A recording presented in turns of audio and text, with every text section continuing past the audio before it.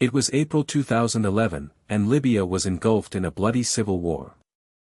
Rebels fought to topple Colonel Muammar Gaddafi, who had ruled the North African nation with an iron fist since the 1960s.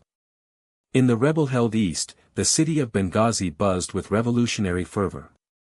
I was working as a close protection and security advisor for Al Jazeera journalists covering the conflict. My background included 9 years in the 1st Queen's Dragoon Guards and deployments to Bosnia, Kosovo, and the Second Gulf War, so I knew how to defend myself and others. One morning, while staying at the Yuzu Hotel in Benghazi, I watched Gaddafi on television ranting about a man he claimed was British Special Forces, working for NATO and helping the revolution. He waved a photograph, ripped it up, and shouted, $100,000 on his head. The photo was of me. The colonel had placed a bounty on my head, accusing me of being a rebel sympathizer. I thought, I'm a Welshman, not British, and I'm worth more than that. The rebels in the hotel lobby laughed and gave me a nickname that would stick, Thor, the Libyan word for rebel. Just 24 hours earlier, my team and I had narrowly avoided death. We were filming at the port of Benghazi with senior correspondent Abdul Adam, Lebanese cameraman Isam, and our driver Hamid. Heading toward the front line near Briga, I spotted a convoy of black SUVs racing straight for us. I moved the group onto dead ground, terrain sheltered from direct fire, just as the SUVs screeched to a halt.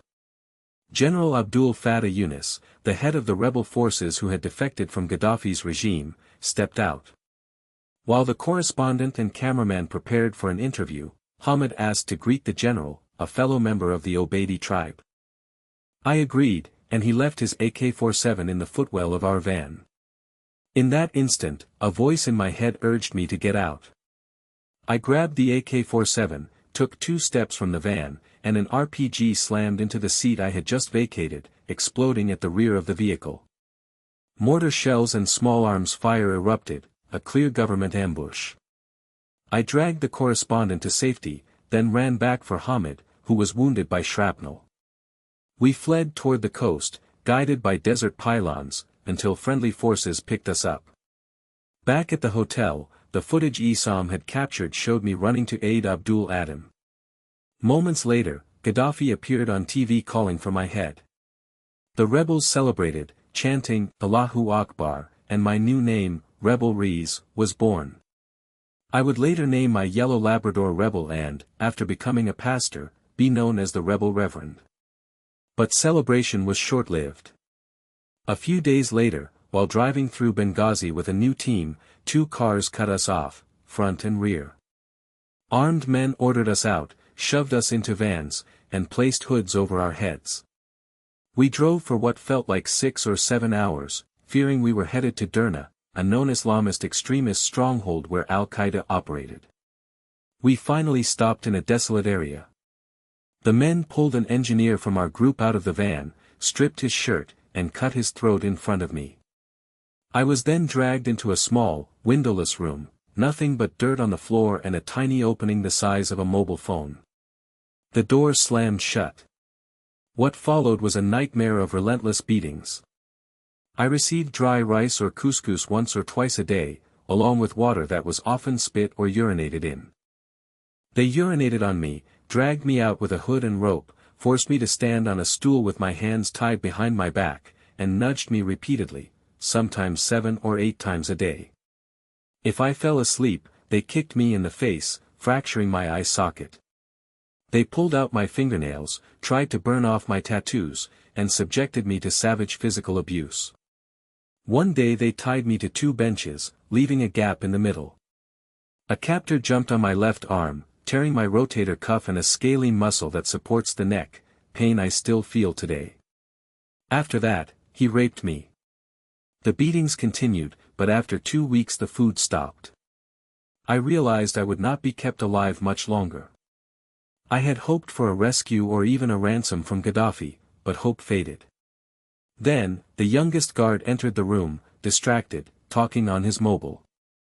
I seized the moment, grabbed him, applied a sleeper hold, and squeezed until he went limp. I took his AK-47, climbed over a wall, and stumbled into the sunlight. My arm was shattered, my eye socket broken, I looked like a wreck. I was in the same street where we had been abducted, just feet from a coffee shop where I used to have breakfast.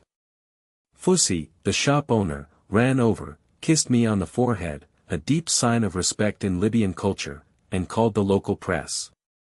Rebels arrived, and, drawing on my military training, we marched back to the building that had been my prison. Inside, the man who had raped me sat at a desk, his AK-47 before him. Seeing me, his face drained of color, he turned white.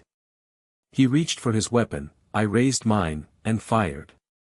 I did not stop until the gun clicked empty after 30 rounds. Fussy had to wrestle the rifle from my grasp. 2 days later I awoke in a hospital in Cairo. Returning to civilian life, I struggled with the trauma. I began exploring faith, and last April my wife and I attended a church service led by a diminutive Scottish grandmother with a wicked sense of humor. Over conversation I shared that I had been involved in Libya for 14 years. She revealed she had delivered 2 of Gaddafi's grandchildren while working as a midwife in Libya during the 1970s and 80s. That encounter sparked a decision, would become a pastor. Today I use my faith to help veterans, praying every day and supporting those who have faced similar darkness.